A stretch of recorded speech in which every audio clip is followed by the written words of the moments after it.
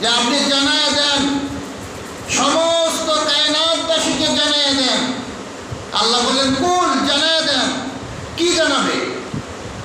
কুল বিফাদলিল্লাহ,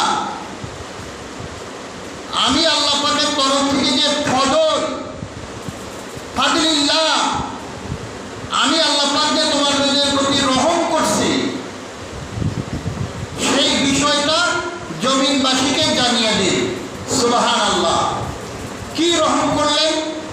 কুল বিফাদলিল্লাহ ওয়া বিরহমাতিহি, আমি জমিনের মধ্যে আমার তরফ থেকে আমি রহমত পাঠাইছি।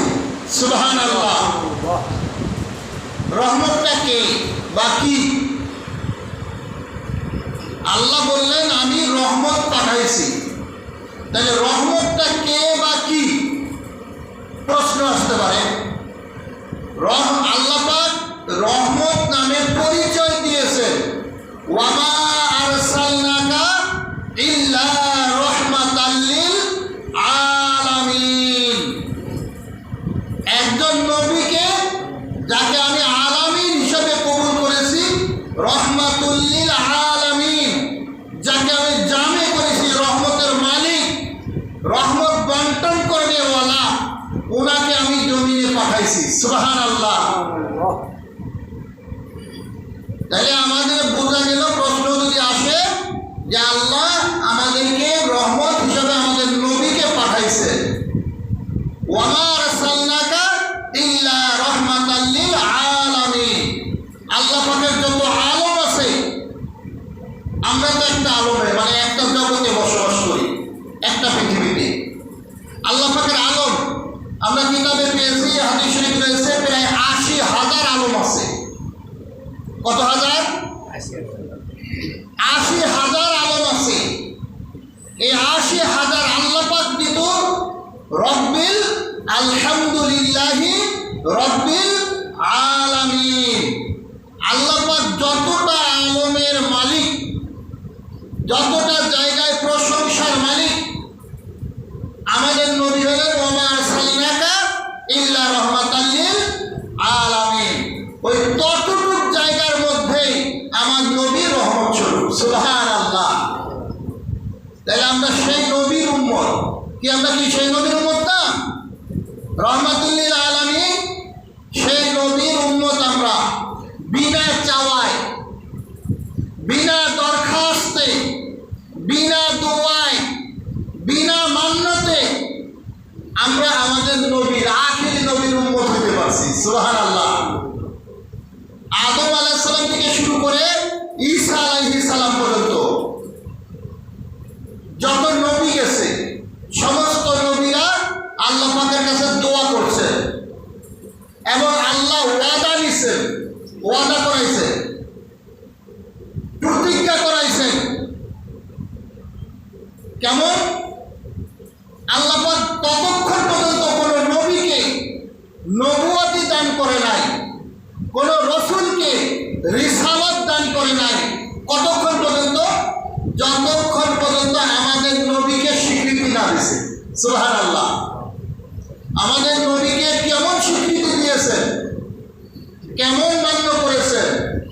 আল্লাহ পাকের সাথে কমিট করেছেন, ওয়াদা করেছেন যে আল্লাহ পাক যদি আপনার নবী, আখিরি নবী, রহমাতুল লিল আলামিন, সাইয়্যিদুল মুরসালিন, ইমামুল মুরসালিন, উনি যদি আমি জীবিত থাকতে, আমি হায়াতে থাকতে, আমার নবুয়ত অবস্থায় উনি যদি আবির্ভাব হয়, উনি যদি জমিনে তাশরীফ আনেন, তাহলে আমার প্রতি যে কিতাব নাজিল করা হয়েছে, এই কিতাবকে আমি বন্ধ করে দেব। এই কিতাব বন্ধ করে দিয়ে আপনার হাবিবকে আমি অনুসরণ করব, ওনার খেদমত করব, ওনার পায়বি করব। এতটুকু ওয়াদা দেওয়ার পরে আল্লাহ তাকে নবী এবং রসুল বানাইছেন। সুবহানাল্লাহ।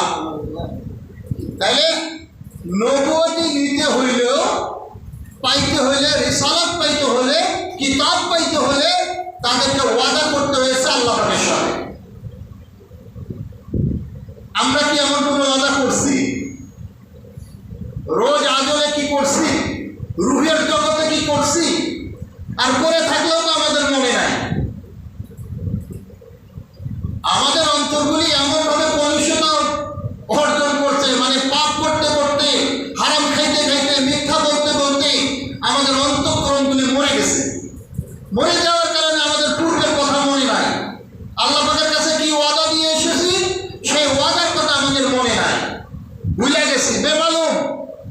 কোনো খোঁজ খবরও চেষ্টা করি না। সেটাই আল্লাহ পাক বলতেন, কুল বিফাদিলিল্লাহ ওয়া বিরাহমাতিহি, আমি যে তোমাদের কাছে আমার নবীকে পাঠাইলাম, ফজল পাঠাইলাম, রহমত পাঠাইলাম, সাথে সাথে কি দিছি? একজন নবী, জাআকুম মিনাল্লাহ, কদ জাআকুম মিনাল্লাহি নূর ওয়া কিতাবুম মুবিন। আমি একজন পুরুষ জমিনে পাঠাইছি, তার সাথে সাথে আমি একটা আমার তরফ থেকে নিদর্শন, কোরআন শরীফ, হুকুম, ফরজ, ওয়াজিব, মুস্তাহাব, সুন্নাত, সেটা আমার প্রতি নাযিল করে তোমাদেরকে জানিয়েছি। সুবহানাল্লাহ। এটা হলো আল্লাহ পাকের কথা। জাআকুম মিনাল্লাহি নূর ওয়া কিতাবুম মুবিন। আমি ওই নূরের প্রতি, ওই পুরুষের প্রতি, ওই নবীর প্রতি আমি কিতাব নাযিল করেছি, যা হলো কোরআন শরীফ। সেই কোরআন শরীফকে তোমাদেরকে উনি জানিয়েছেন। সুবহানাল্লাহ। তাহলে আমাদের নবীর কারণেই আমরা কি পাইলাম? রমজান শরীফ মাস পাইছি।